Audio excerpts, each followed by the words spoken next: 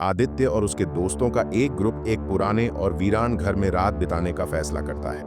यह घर किसी समय में एक समृद्ध परिवार का घर था, लेकिन अब कई सालों से खाली और सुनसान पड़ा हुआ था। लोग कहते थे कि उस घर में अजीब घटनाएं होती हैं और कई लोग तो यह मानते थे कि वह घर शापित है। लेकिन आदित्य और उसके दोस्त इसे सिर्फ एक मजाक समझते हैं और साहसिकता दिखाने के लिए वे वहां रात बिताने का निर्णय लेते हैं। रात का समय होता है और वे घर में दाखिल होते हैं।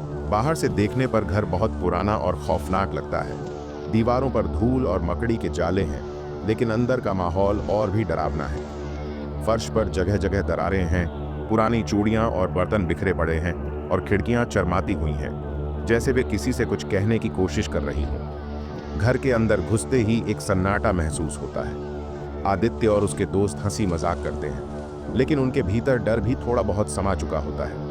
वे घर के एक पुराने हॉल में बैठते हैं, जहां से एक पुरानी तस्वीर दिखती है, एक लड़की की तस्वीर जो बहुत उदास दिख रही होती है। आदित्य उसे देखकर हंसता है और मजाक करता है, लेकिन तभी अचानक उसे एक अजीब आवाज सुनाई देती है। वो आवाज बहुत हल्की होती है, जैसे कोई बच्चा कुछ कहने की कोशिश कर रहा हो। आदित्य सोचता है कि शायद यह हवा की आवाज है, लेकिन उसके बाद एक बार फिर वही आवाज सुनाई देती है, मुझे बाहर निकालो। अब आदित्य और उसके दोस्तों को समझ में आ जाता है कि ये कोई सामान्य जगह नहीं है। वे आवाज की दिशा में बढ़ते हैं और एक बंद कमरे में जाते हैं। कमरे के अंदर दीवारों पर पुरानी खून के धब्बे दिखाई देते हैं और बीच में एक किताब रखी होती है। किताब के पन्नों पर धूल जमी होती है, लेकिन आदित्य उसे खोलता है। किताब में लिखा होता है, यह घर तुम्हें अपना बनाता है और तुम इस जगह के बाशिंदे बन जाते हो। यहां से निकलने का कोई रास्ता नहीं है। आदित्य और उसके दोस्त घबराए हुए होते हैं, लेकिन किताब में कुछ और लिखा होता है, जो भी इस घर में प्रवेश करेगा वह यहां से बाहर नहीं जा सकता। जो इस घर के रहस्यों को जानने की कोशिश करेगा वह खुद इसी घर का हिस्सा बन जाएगा। इतना पढ़ने के बाद अचानक घर का दरवाजा अपने आप बंद हो जाता है और खिड़कियां भी खट से बंद हो जाती हैं। आदित्य और उसके दोस्तों को अब एहसास होता है कि वे कहीं ना कहीं इस घर के जाल में फंस चुके हैं। तभी आदित्य को एक और तस्वीर दिखाई देती है, जिसमें वही लड़की दिखती है जो पहले वाली तस्वीर में थी, लेकिन अब उसकी आंखों से खून बह रहा होता है। आदित्य डरते हुए उस तस्वीर को निहारता है और धीरे धीरे समझता है कि यह घर सिर्फ एक भूतिया घर नहीं है, यह एक मानसिक जाल है। आदित्य को याद आता है कि उसके दोस्तों में से एक राहुल अक्सर अपने अतीत से भागता रहता था। राहुल के परिवार में एक बड़ा हादसा हुआ था और उसे वह हादसा कभी भूल नहीं पाया।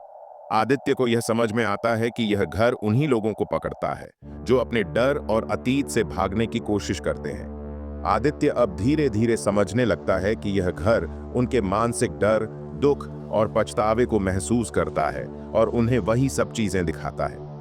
आदित्य को यह एहसास होता है कि यदि वे यहाँ से बाहर जाना चाहते हैं तो उन्हें अपने अतीत को स्वीकार करना होगा और अपने डर का सामना करना होगा। अब आदित्य और उसके दोस्तों को यह समझ में आता है कि वे अपने डर से भागने के बजाय उसे स्वीकार करें और उसे सुलझाएं। राहुल अपने परिवार के हादसे के बारे में खुलकर बात करता है और बाकी दोस्तों को भी अपने डर का सामना करना पड़ता है। जैसे जैसे वे अपने डर को स्वीकार करते हैं, घर में हल्की रोशनी दिखने लगती है। अंत में आदित्य और उसके दोस्त घर से बाहर निकलने में सफल हो जाते हैं, लेकिन अब वे समझते हैं कि इस घर का असली डर भूत प्रेत से नहीं था, बल्कि यह घर उनके मानसिक भय और अतीत का प्रतिनिधित्व करता था। घर से बाहर निकलते वक्त आदित्य के मन में यह सवाल उठता है कि क्या वे सच में घर से बाहर आ चुके हैं या यह सब उनका मानसिक भ्रम था। घर की एक और तस्वीर दिखती है, जिसमें आदित्य और उसके दोस्तों के चेहरे दिखाई देते हैं, लेकिन यह तस्वीर पुराने घर के अंदर की थी, जैसे वे अभी भी वहां कैद हों। कभी भी अपने डर और अतीत से भागने की कोशिश न करें, क्योंकि यह आपको कहीं ना कहीं जकड़ ही लेता है। अपनी गलतियों और दुखों को स्वीकार कर ही आप सच्ची आजादी पा सकते हैं। डर का सामना करना ही जीवन की सबसे बड़ी जीत है।